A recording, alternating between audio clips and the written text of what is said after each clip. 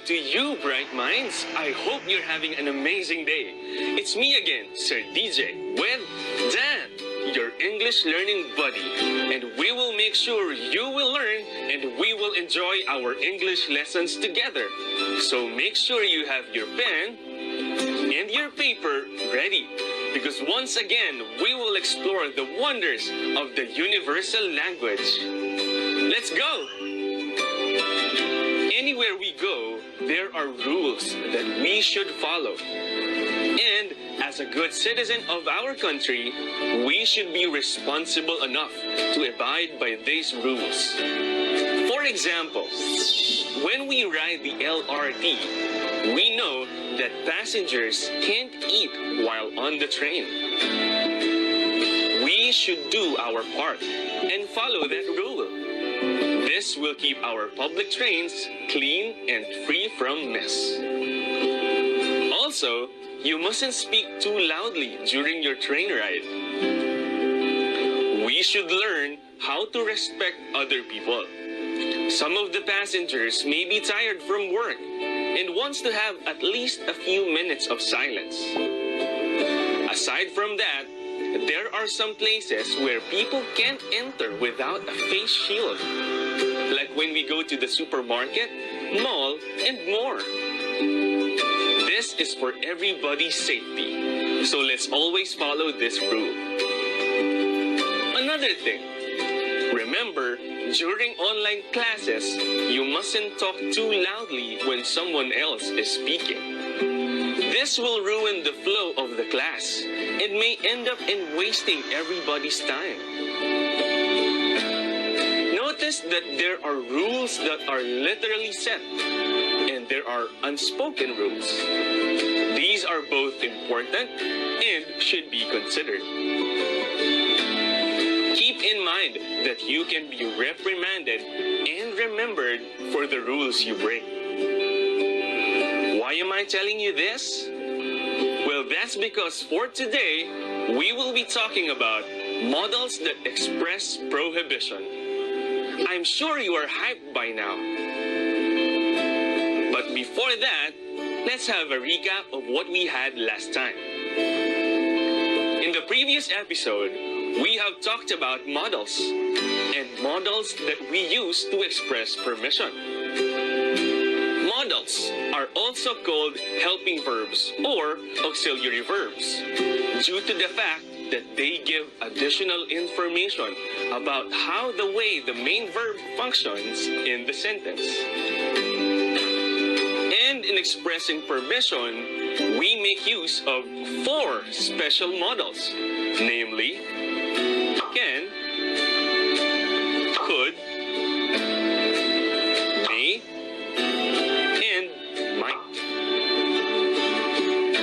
Their usage varies on the degree of formality based on the situation where the sentence is used. Can is a modal used when we are in a less formal situation or when we talk to someone familiar to us. When we are talking to a friend, we can say, "Hey, you can call me at 7 a.m. tomorrow." Could offers a more formal statement. Could you call me at 7 a.m. tomorrow? May is used when we state a sentence that shows great respect and politeness. You may call me at 7 a.m. tomorrow. Or, you might call me at 7 a.m. tomorrow. Once again, the modals that express permission can, could, may, and might. I am truly glad you understood our lesson. As I have told you a while ago, modals can also express prohibition or a statement that does not allow an action. These situations are the opposite of giving permission. For this purpose, we will use the modal can't, which is a contraction of cannot. A contraction is a shortened form of a word or group of words that omits certain letters or sounds and uses an apostrophe to replace the letters or sounds removed. The modal can't is used in dealing with something that is against the rule, law, or signs posted. These are rules that are often announced, stated, or written. For example, as we always hear these days, we can't play outside during the quarantine. This sentence tells us that we are prohibited or not allowed to go and play outside. That is the general rule of the quarantine. And we have to follow that rule, no matter how much we want to go out and play. Check out this example. Sir, may I see your license, please? Oh yeah, sure. You can't drive a vehicle without a license, sir. I got one, sir. Here, I found it. Okay, have a safe trip, sir. Bye.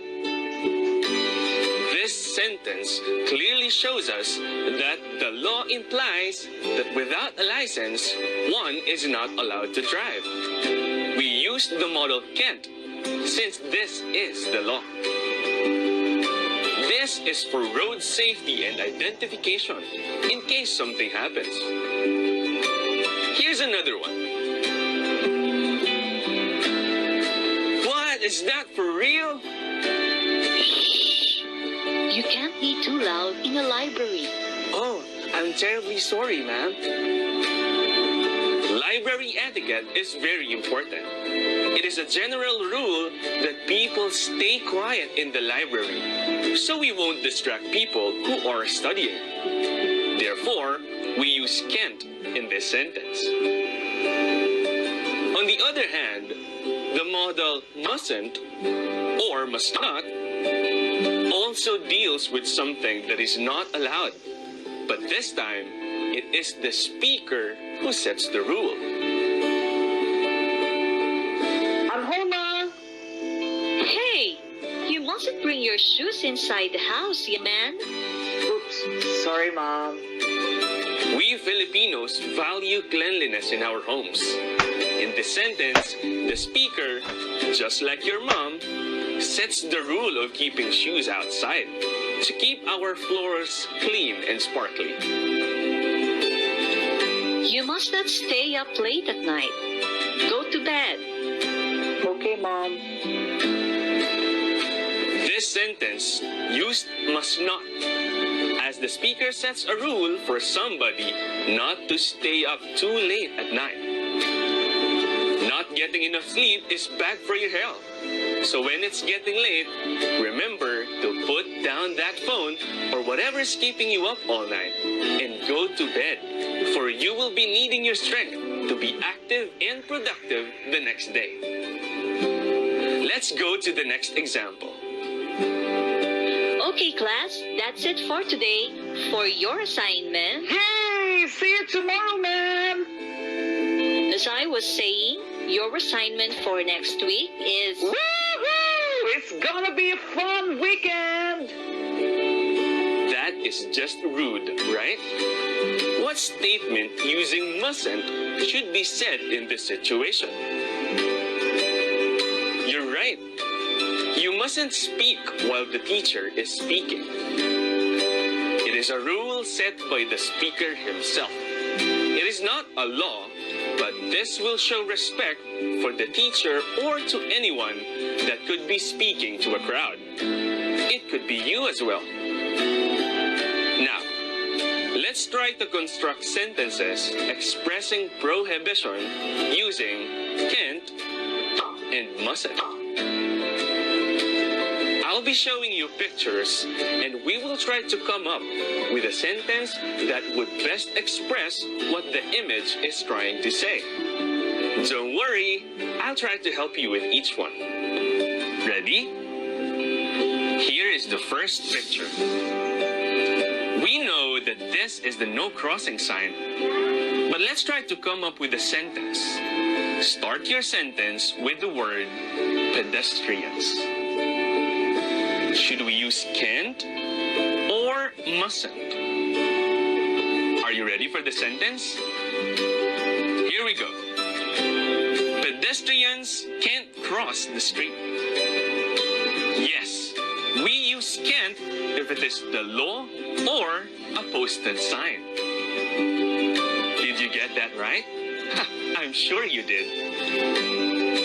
Let's try the next one. One guy tries to speak with food in his mouth. What should we tell him? Which should we use? Can't or mustn't? Do you have your answer? Try this, guys. Here's the sentence. You mustn't speak when your mouth is full. Good one. The rule comes from the speaker himself, so we used mustn't. Here's another. This guy is a trekking guide, making sure that people will not go to the prohibited locations in the trail. It is against the law to go beyond certain parts of the mountain. What did he say to the tourists? Should we use can't or mustn't? Here's what he said. I'm sorry, but you can't go beyond this point. The LGU and the locals do not want tourists to be lost while trekking, so they came up with a safe route. You're doing good. What about this picture? They are telling us that it is important to be safe while at the beach. What are they trying to say? They are right that people should always be safe at the beach, especially kids, right? Try this, guys. Should we use can't or mustn't? Here's the sentence. You mustn't go to the beach without wearing safety equipment. Great job, guys. For that, you receive a 2 thumbs up from Dan and Sir DJ.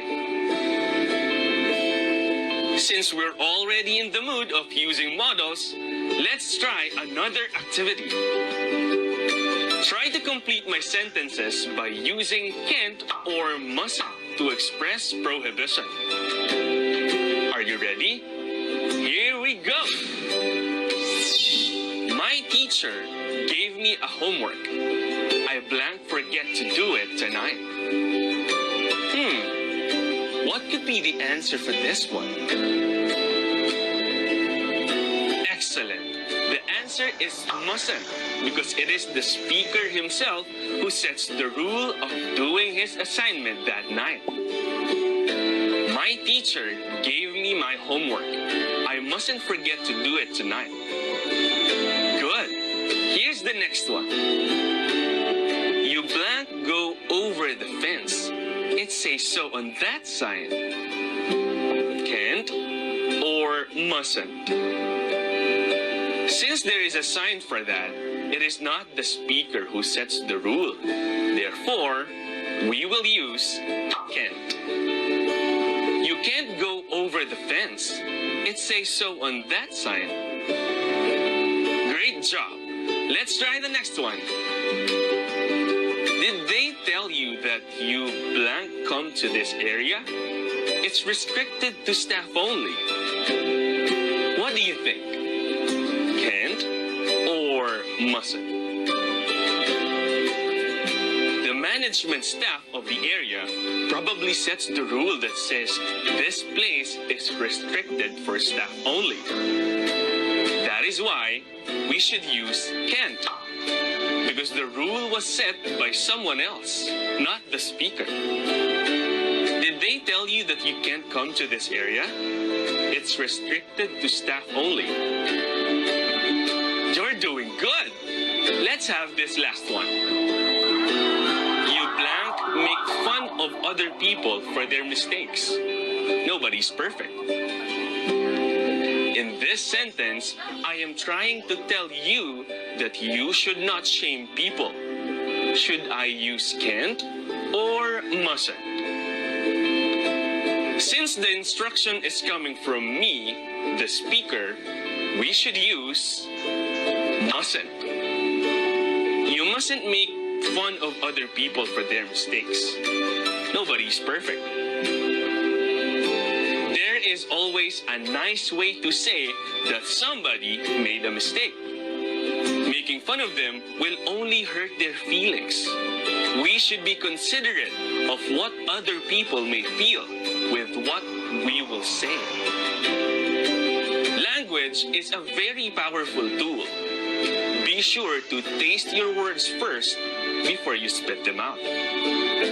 Remember, it takes 1,000,000 compliments to build a person up, but a single insult to send him crashing down. Let's have a recap of what we had today. Modals can be used to express prohibition or statements that does not allow an action. For this function, we can use the modal can't or cannot and mustn't or must not. We use the modal can't to express a prohibition that is by law, rules, or signs posted, while we can use the modal mustn't if the rule was set by the speaker himself. You did an amazing job in our lesson today. For that, you get a high five from Dan and Sir DJ. For your assignment, I want you to list down your obligations and responsibilities. Try to reflect on those. Are you doing them regularly? Let's try to talk about these in the next episode.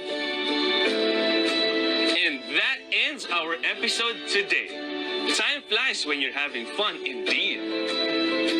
I hope you had an amazing time with us today. Your English learning buddy, Dan and Sir DJ. Stay tuned because in the next episode, we will be talking about the third function of modals, expressing obligation and no obligation. As we end our class, remember to never stop learning because life never stops teaching. See you in the next one. Bye!